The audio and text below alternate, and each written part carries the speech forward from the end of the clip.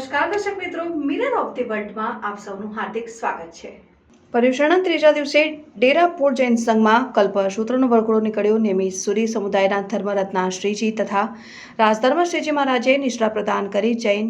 જે મુસ્લિમોમાં કુરાન, હિન્દુમાં ગીતા તથા ક્રિશ્ચનમાં બાઇબલનું મહત્વ છે, તેમ જૈન ધર્મમાં કલ્પસૂત્ર પુસ્તકનું ખૂબ મહત્વ શાસ્ત્રકાર ભગવાનતોએ બનાવ્યું છે। અને જૈનોના પર્યુષણના પર્વના આજના ત્રીજા દિવસે કલ્પસૂત્રની બોલી ભાવિકો સંઘમાં બોલાતા હોય છે।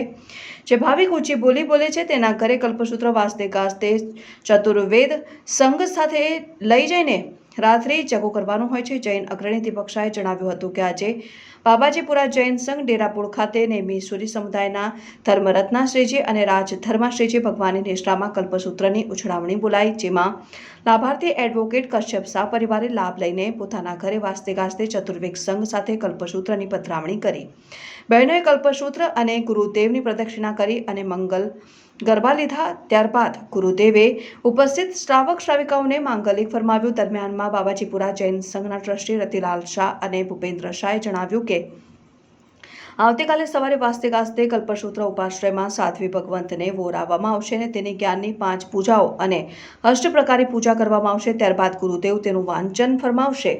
વધુમાં સાધ્વીજી ભગવંત ધર્મરત્ના શ્રીજી મહારાજે જણાવ્યું કે ભાવિકો ભાવથી 21 વખત કલ્પસૂત્ર સાંભળે તેનો આવિષ્કાર મોક્ષ થાય છે એવું શાસ્ત્રમાં વિધાન બતાવેલું છે। કલ્પસૂત્રમાં મુખ્યત્વે 24 તીર્થકરનું ચરિત્ર આવે છે અને તેમાં પણ મુખ્યત્વે પાર્શ્વનાથ ભગવાન અને મહાવીર સ્વામી ભગવાનનું ચરિત્ર ગુરુ મહારાજ ફરમાવતા હોય છે। અને ભગવાન મહાવીરના નિર્માણ પછી 980 વર્ષ પછી આ કલ્પસૂત્રની પરંપરા શરૂ કરવામાં આવી છે।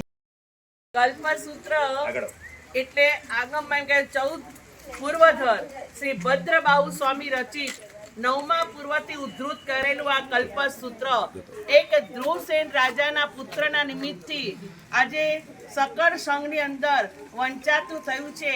કલ્પ એટલે આચાર બતાવતું આ સૂત્ર છે અને એમાં વિશેષ કરીને દેવર્ધી ગણિક સમાશ્રમને વલભીપુર આનંદપુર ગામ નજીક આ પ્રસંગ બનેલો હતો અને વિશ્વભરની અંદર આજે અમારા જૈન સંઘોની અંદર કલ્પસૂત્ર એટલે આ કલ્પસૂત્ર એટલે સાક્ષાત ભગવાન મહાવીર ઘરે પધાર્યા હોય એનું મહત્વ છે કે મહાવીરના વચનો આજે સૂત્રની અંદર ગૂંથાઈ ગયા છે। એટલે આ પાના નથી પણ સાક્ષાત અત્યારે મહાવીર સ્વામી અમારા ઘરને આંગણે આ કલ્પસૂત્ર એટલે કલ્પવૃક્ષ સમાન છે।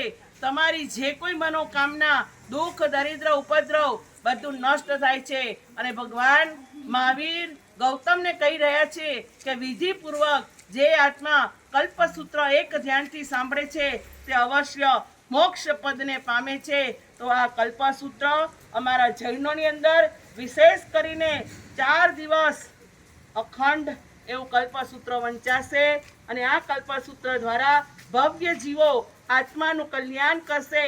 અને આજથી અમારે કલ્પધર ચાલુ થયું છે। ઘણા ભાગ્યશાળીઓ 2 ઉપવાસ કરીને કલ્પસૂત્ર સાંભળશે। આ કલ્પસૂત્રનો મહિમા અપરંપાર છે। જેમ કહેવાય છે કે મોમેડનની અંદર એનું કુરાન અને ક્રિશ્ચનની અંદર શું હોય? બાઇબલ। પારસીની અંદર શું હોય? અને એ પ્રમાણે અને અજૈનોમાં ગીતાનું જેટલું મહત્વ છે એટલું અમારા જૈન ધર્મની અંદર આ કલ્પસૂત્રનું મહત્વ છે।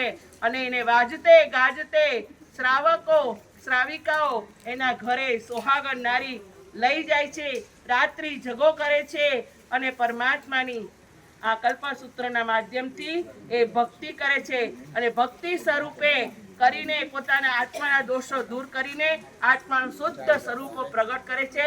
એવા કલ્પસૂત્રનું વાંચન આવતીકાલથી ચાલુ થશે। એના બહુમાનપૂર્વક આજે ડેરાપોળ જૈન સંઘમાં કશ્યપભાઈના ઘરે પધાર્યું છે અને સકળ સંઘ આજે કલ્પસૂત્રની સાથે એમના ઘરે પગલા કરવા બોલો જીન શાસન દેવ।